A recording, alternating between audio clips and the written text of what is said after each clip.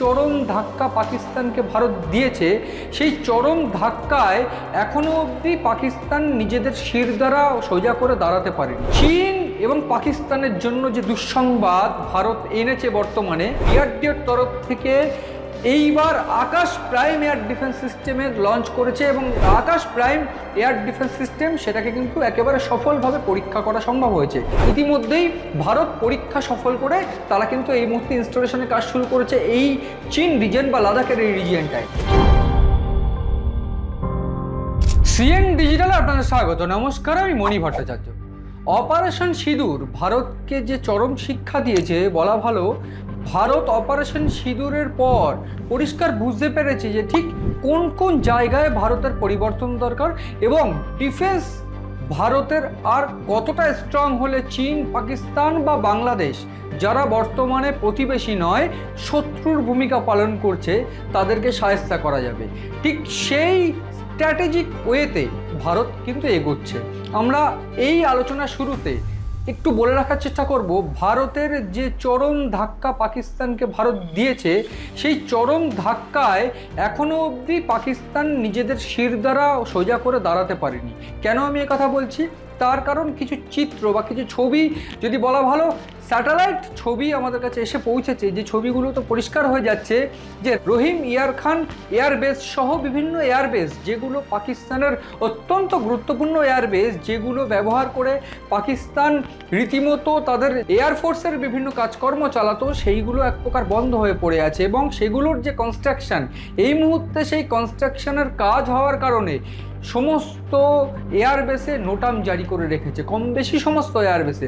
যদি বলা চলে নূর খান এয়ারবেস বা এই রহিম ইয়ার খান এয়ারবেস, যে দুটো এয়ারবেস পাকিস্তানের সব থেকে গুরুত্বপূর্ণ এয়ারবেস, যেটা আমরা দেখেছিলাম অপারেশন সিঁদুরের পর সংঘাতে ভারতের বিরুদ্ধে যে আক্রমণ বা ভারতের বিরুদ্ধে যে ধরনের ড্রোন হামলা তারা চালিয়েছিল, তার পাল্টা ভারত ব্রহ্মস সহ বিভিন্ন অত্যন্ত উন্নত প্রযুক্তির যে মিসাইল ভারত চার্জ করেছিল, তার ফলে এই যে এয়ারবেস ক্যাম্পগুলো কিন্তু ক্ষতিগ্রস্ত হয়েছিল পাকিস্তানের।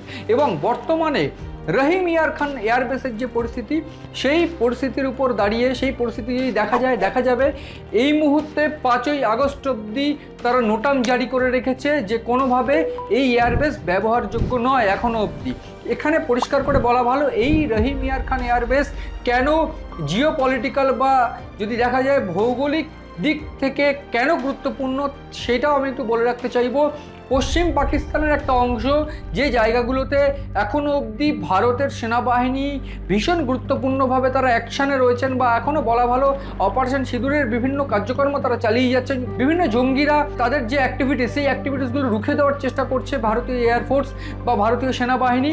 সেই যে অ্যাকশানগুলো কোনোভাবে কিন্তু পাকিস্তানের এয়ারফোর্স তারা কিন্তু র্যাডারে আনতে পারছে না বা তারা কিন্তু কোনোভাবে সেটাকে ট্রেস করতে পারছে না। তার কারণ এই যে রহিম ইয়ার খান এয়ারবেস থেকেই তাদের মূলত র্যাডার সহ বিভিন্ন এয়ারফোর্স বা এয়ার ডিফেন্সের সমস্ত কার্যক্রম পরিচালনা হতো। ঠিক সেই এয়ারবেসটাই ক্ষতিগ্রস্ত হয়ে গিয়েছে, ফলে পাকিস্তানের কিছু সিভিলাইজেশন বা সাধারণ মানুষের জন্য যে বিমান পরিষেবা, সেই পরিষেবাও কিন্তু কিছুটা ব্যাহত আছে ঠিক এই দিকটা, অর্থাৎ পশ্চিম পাকিস্তানের বা পশ্চিম পাঞ্জাবের এই দিকটায়। এই যে ধাক্কা, সেই ধাক্কা কোনোভাবে সামলে উঠতে যখন পারছে না পাকিস্তান, ঠিক সেই জায়গায় দাঁড়িয়ে পাকিস্তান সিজফায়ার বা যুদ্ধবিরতিতে যাবে, যুদ্ধবিরতিতে গিয়েছে, এটাই স্বাভাবিক। অন্যদিকে পাকিস্তান গোটা বিশ্বের বিভিন্ন শক্তিশালী দেশের কাছে, বলা ভালো আমেরিকা, রাশিয়া বা বিভিন্ন গুরুত্বপূর্ণ দেশের কাছে তারা ক্ষমা চেয়ে ভারতের সঙ্গে আলোচনায় এক টেবিলে বসতে চাইছে। এইখানে কি ভারত থেমে রয়েছে? এখানে একটু বলতেই হবে আমাকে যে প্রধানমন্ত্রী নরেন্দ্র মোদী তিনি পরিষ্কার করে জানিয়েছেন যে কোনোভাবে পাকিস্তানের সঙ্গে সন্ত্রাস নিয়ে কোনো আলোচনা নয়। যদি সন্ত্রাস নিয়ে আলোচনা হয় তাহলে পাক অধিকৃত কাশ্মীর, সেই কাশ্মীর ফেরত নিয়ে আলোচনা হতে পারে। এই জায়গায় একটু বলতে চাইবো আমি, ভারতের এই যে অবস্থান বা কড়া অবস্থান বলা ভালো বা কূটনৈতিক দিক থেকে ভারত যে চাল অনবরত চেলেছে, সেই জায়গায় দাঁড়িয়ে পাকিস্তান কিন্তু নত স্বীকার করতে বাধ্য হয়েছে। কিন্তু পাকিস্তানকে পিছন থেকে সাপোর্ট করেছে বরাবর চীন, এবং চীনের এই যে সাপোর্ট আমরা যদি বলি, অপারেশন সিঁদুরের সময় তাদের যে বিভিন্ন ড্রোন বা তাদের যে বিভিন্ন মিসাইল সেইগুলো কিন্তু ডেভেলপ করেছে চীন, এবং চীন কিন্তু তাদের প্রাথমিকভাবে সাহায্য করেছে। এই পরিস্থিতিতে দাঁড়িয়ে চীন এবং পাকিস্তানের জন্য যে দুঃসংবাদ ভারত এনেছে বর্তমানে, সেইটা শুনলে রীতিমতো গোটা ভারতবাসী যেমন গর্ববোধ করবে, ঠিক সেই রকমভাবেই চীন এবং পাকিস্তান তাদের নিজেদের অবস্থান থেকে কিছুটা পিছু হটতে বাধ্য হবেই। কেন আমি এই কথা বলছি? এর কারণ ভারত অর্থাৎ ভারতের অন্যতম যে প্রজেক্ট ডিআরডিওর তরফ থেকে এইবার আকাশ প্রাইম এয়ার ডিফেন্স সিস্টেমের লঞ্চ করেছে এবং আকাশ প্রাইম এয়ার ডিফেন্স সিস্টেম সেটাকে কিন্তু একেবারে সফলভাবে পরীক্ষা করা সম্ভব হয়েছে। এই আকাশ প্রাইম এয়ার ডিফেন্সটা কি, কেন আমি বলছি যে এই গোটা প্রক্রিয়ায় চীন এবং পাকিস্তানের জন্য একটা আরও খারাপ খবর এবং চীন এবং পাকিস্তান ভয়ে তাদের আরও হাঁটু কাঁপতে শুরু করবে। কেন? তার কারণ যখন অপারেশন সিঁদুর হয়েছিল তখন পাকিস্তানের যে ড্রোন ভারতের উপর হামলা করেছিল সেই হামলাগুলো কিন্তু রুখেছিল শর্ট ফিশ এয়ার ডিফেন্স সিস্টেম বা S-400 এয়ার ডিফেন্স সিস্টেম এবং ভারতের ডিআরডিওর তরফ থেকে তৈরি করা এই আকাশ মিসাইল সিস্টেম বা আকাশ প্রাইম এয়ার ডিফেন্স সিস্টেম। এইবার আকাশ প্রাইম এয়ার ডিফেন্স সিস্টেমকে মূলত এমনভাবে তৈরি করা হচ্ছে যাতে হাই অল্টিটিউডেও কোনো রকমভাবে মাউন্টেন ওয়ারফেয়ার কিন্তু তারা ট্যাকেল করতে সক্ষম। এর অর্থ প্রায় 4500 মিটার অল্টিটিউডে আকাশ প্রাইম এয়ার ডিফেন্স তাদের শত্রুকে চিহ্নিতকরণ করতে সক্ষম। এবং এই যে প্রক্রিয়া সেটা কিন্তু লাদাখে টেস্ট সম্পন্ন হয়েছে বা এই ভারতের এই যে অংশ লাদাখ, সেই লাদাখ থেকে এই আকাশ প্রাইম এয়ার ডিফেন্সের যে প্রক্রিয়া বা যে পরীক্ষা সেটা সফল হয়েছে এবং এই আকাশ প্রাইম এয়ার ডিফেন্স সিস্টেম এই রিজিয়নের জন্যই কিন্তু ইনস্টল করা হচ্ছে বা হবে, যে কারণে বা যার ফলে চীন কিন্তু রীতিমতো ভয় পেতে শুরু করেছে। পাশাপাশি এই রিজিয়নের জন্য অর্থাৎ যে একদিকে যখন আমরা দেখলাম কাশ্মীর রিজিয়নে পাকিস্তানের বারবারন্ত, সেই কাশ্মীর রিজিয়নে পাকিস্তানের বারবারন্তকে রুখে দেওয়া সম্ভব হয়েছে ভারতের বিভিন্ন এয়ার ডিফেন্স বা যদি দেখা যায় বিভিন্ন ব্যালিস্টিক মিসাইলের জন্য। অন্যদিকে এইবার চীনকে রুখে দেওয়ার জন্য এর আগে আমরা দেখেছি অগ্নি 5 সাবমেরিন যে ব্যালিস্টিক মিসাইল সেটা যেমন ভারতের ডিআরডিওর তরফ থেকে তৈরি করা হচ্ছে বা ডিআরডিওর তরফ থেকে ইনস্টলেশনের কাজ চলছে। অন্যদিকে স্যাটেলাইট সার্ভিলেন্স সিস্টেম সেটাও ডিআরডিওর তরফ থেকে ইনস্টলেশনের কাজ চলছে, 52টি স্যাটেলাইট সিস্টেম এর আগে আমি বলেছি।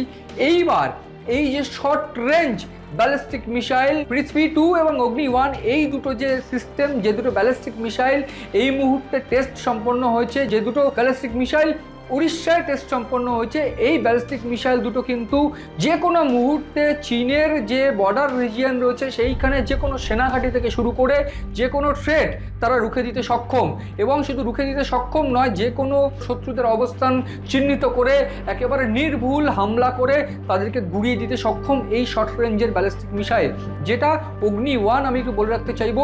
এই অগ্নি 1 কিন্তু নিউক্লিয়ার ক্যাপেবল যুক্ত, অর্থাৎ নিউক্লিয়ার ক্যাপেবিলিটি তাদের রয়েছে, অর্থাৎ নিউক্লিয়ার যে অস্ত্র, সেই নিউক্লিয়ার যে বোম, সেই বোম কিন্তু তারা বহন করতে পারবে এবং শুধুমাত্র বহন নয়, তারা কিন্তু একদম নির্ভুল টার্গেটে গিয়ে হানা করে, নির্ভুল টার্গেটে আঘাত করে সেই ঘাঁটি বা যে কোনো পরিস্থিতিতে সেই ঘাঁটি বা সেনাদের ঘাঁটি কিংবা যদি বলা ভালো অন্য কোনো জঙ্গি ঘাঁটি সেগুলো কিন্তু গুড়িয়ে দেওয়া সক্ষম।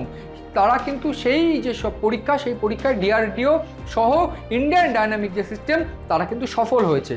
এই জায়গায় দাঁড়িয়ে পৃথ্বী 2 কিন্তু একটা অন্যতম ব্যালিস্টিক মিসাইল। তার কারণ অগ্নি 1 আমি যেটা বলছিলাম, অগ্নি 1 কিন্তু 700 থেকে 900 কিলোমিটার দূরত্বে কিন্তু কোনোভাবে আঘাত করতে পারে এবং এই যদি বলা যায় পৃথ্বী 2, এই পৃথ্বী 2 কিন্তু মূলত 5 থেকে 600 কিলোমিটারের মধ্যে কোনো লক্ষ্যবস্তুকে টার্গেট করতে পারে। এবং এই দুটো সিমিলার সিস্টেম, যে দুটো সিমিলার ব্যালিস্টিক মিসাইল, এই দুটো ক্রুজ ব্যালিস্টিক মিসাইল কিন্তু শর্ট রেঞ্জের ইতিমধ্যেই ভারত পরীক্ষা সফল করে তারা কিন্তু এই মুহূর্তে ইনস্টলেশনের কাজ শুরু করেছে এই চীন রিজিয়ন বা লাদাখের এই রিজিয়নটায়।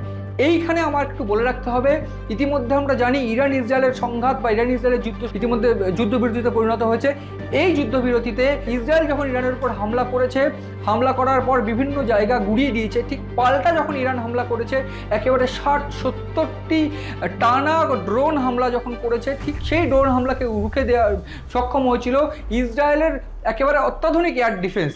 সেই ইসরায়েলের কায়দায় কিন্তু ভারত এইবার এই আকাশ প্রাইম এয়ার ডিফেন্সকে তৈরি করেছে, যাতে চীনের কোনো অত্যাধুনিক প্রযুক্তির, একেবারে অত্যাধুনিক প্রযুক্তির যদি কোনো রকম কোনো থ্রেট ভারতের জন্য আসে, এই রিজিয়নের জন্য আসে, সেক্ষেত্রে এই আকাশ প্রাইম এয়ার ডিফেন্স কিন্তু 4500 কিলোমিটার দূরত্বের কোনো থ্রেটকে তারা রুখে দিতে সক্ষম। এবং শুধু রুখে দিতে সক্ষম নয়, এই ব্যালিস্টিক মিসাইল চার্জ করে পাল্টা তাদেরকে সবক শেখাতেও সক্ষম। ফলে গোটা পরিস্থিতিতে এই চিত্রটাই একেবারে আমাদের সামনে উঠে আসছে যে অপারেশন সিঁদুরের পর পাকিস্তানকে যে যোগ্য জবাব দেওয়া যদি বলা ভালো, পুরো কানের নিচে যে চর মেরেছে পাকিস্তানের, সেই জায়গায় এইবার সেই চরকি এবার চীনের গালে পড়তে চলেছে। কারণ আমরা এর আগেই দেখেছি 2020 সালে ডোকলাম সীমান্তে একেবারে রক্ত বয়েছে, কারণ ডোকলাম সীমান্তের কিছু অংশ তারা দখল করে নেওয়ার চেষ্টা করেছে।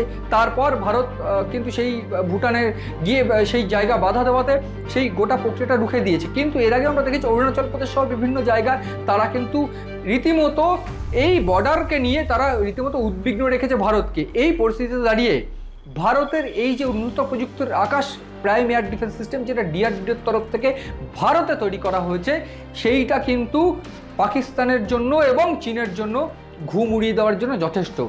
এই যে স্ট্র্যাটেজিক ওয়েতে ভারত এগোচ্ছে, যে নিজেদের ডিফেন্স শক্ত থেকে আরও শক্তিশালী করে তোলা এবং এর পরের স্টেপ একেবারে বেস্ট নিজেদেরকে গড়ে তোলা বা এয়ার ডিফেন্সকে একেবারে বেস্টের পর্যায়ে নিয়ে যাওয়া, সেটা কিন্তু ভারত ইতিমধ্যেই শুরু করে ফেলেছে। এবং পাল্টা তাদের এই ডিফেন্সের দ্বারা ওই শত্রুপক্ষদের আঘাত করা, সেটাও কিন্তু এই মুহূর্তে শুরু করেছে, যেমন পাকিস্তানে হয়েছে অপারেশন সিঁদুর। এই গোটা ঘটনায় ভারত চীন এবং পাকিস্তানের সঙ্গে রুখতে বা চীন এবং পাকিস্তানের যে ষড়যন্ত্র বা শত্রুতা রুখতে যে উন্নত প্রযুক্তির মিসাইল সিস্টেম চালু করেছে বা উন্নত প্রযুক্তির মিসাইল সিস্টেম লঞ্চ করেছে, সেদিকে কিন্তু নজর রয়েছে আমাদের। নজর রাখুন আপনারাও সিএন ডিজিটালের পাতায়।